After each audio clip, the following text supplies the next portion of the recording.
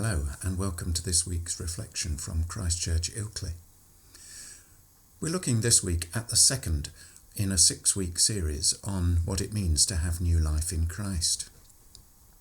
Last week we reflected a bit on the resurrection of Jesus and on its meaning and implications. This week we're moving on to look in more detail perhaps about the implications of what resurrection means for us today, for each one of us.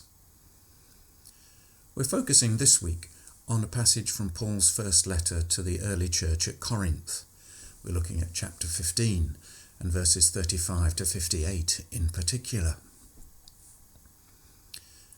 You get a sense that early church at Corinth was rather troubled by this idea of resurrection. What does all this stuff actually mean? What's it going to be like? When does resurrection happen? And how will we know?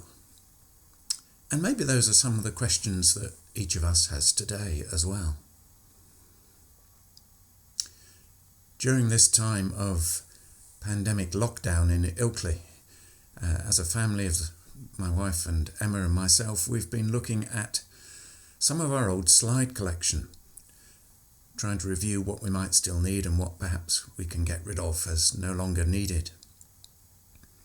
And as we've gone through, we've commented on some of the slides on family likenesses, and I'm sure those of you with families will know that you do this as well.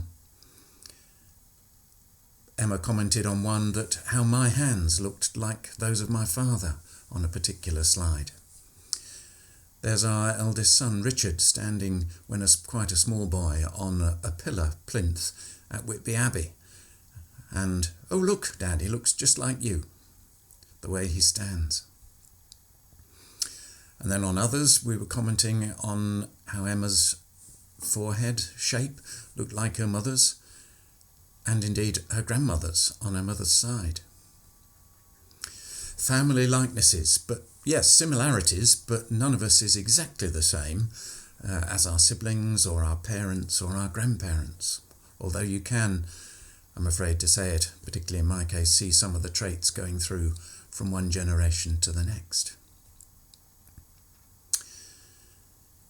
Let's look at one verse in particular of that passage from 1 Corinthians chapter 15 and verse 49 in particular, where Paul writes, "Just as we wear the likeness of the man made of earth, so we will wear the likeness of the man from heaven."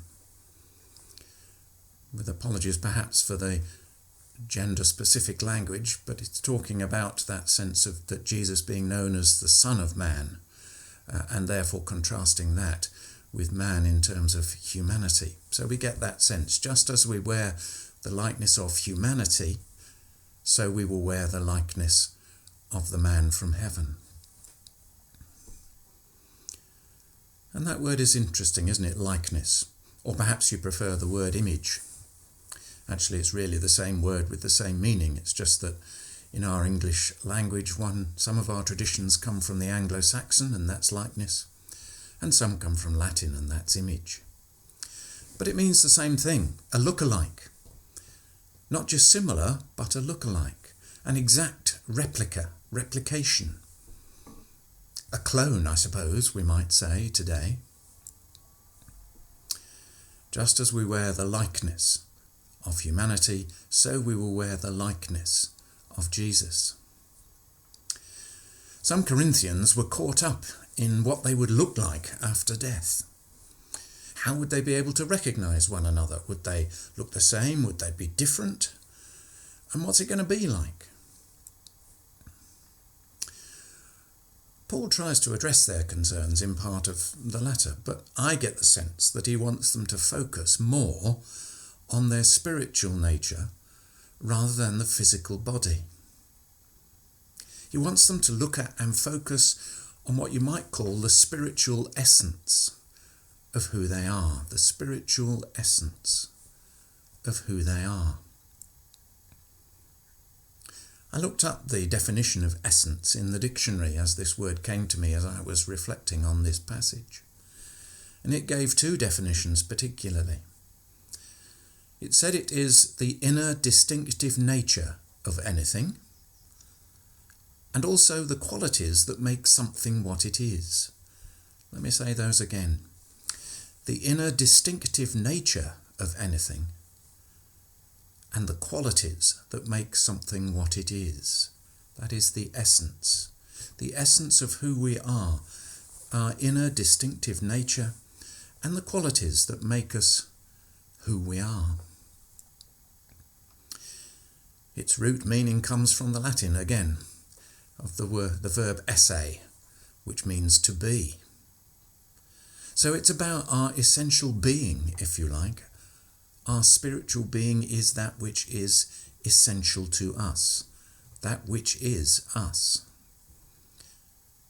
And so a sense that it is that which is recognizable about us, that which is immortal, to use Paul's phrase to the Corinthians.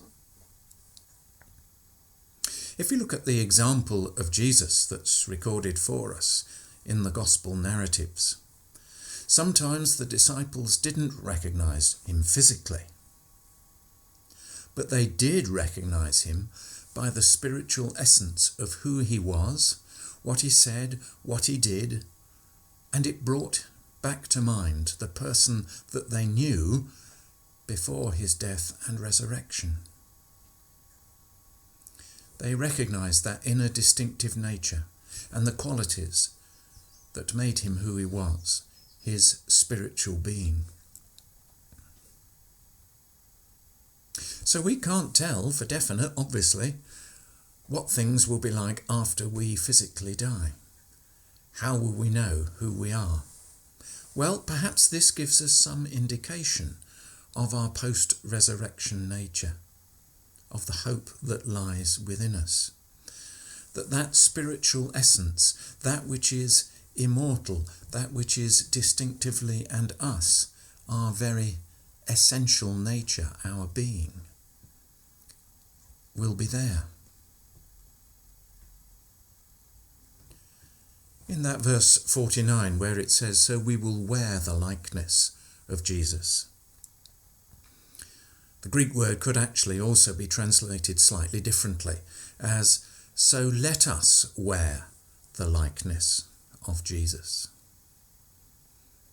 And so I get a sense here that Paul wants his readers to concentrate not on what it might be like after death, but on the power of spiritual resurrection in the here and now. What does this sense of our essential being, that which makes us distinctive, that which is spiritually recognizable, how might that be the same likeness as that of Jesus now? Don't concentrate, Paul says, on what might be after death, but on the power of spiritual resurrection in the here, the now, today. And that will be recognized. People will know it because they are wearing that same spiritual essence as they see in the person of Jesus. If you like, by making his being, his essence, his being, into their being, their essence. That is the transformation that resurrection can bring to them in the here and now. And he says that to us too. To focus not on the what might be, but on what can be now, as we share in that same spiritual essence and likeness that we see in Jesus. To focus on the power of resurrection now as an ongoing thing, beginning now and continuing in a way that none of us will know until we get there. For Christian hope gives us the proper perspective on the here and now and on the future. It gives a proper depth to our living and to our eternal spiritual essence. May God bless us all as we seek to follow in that way of being like Jesus. Amen.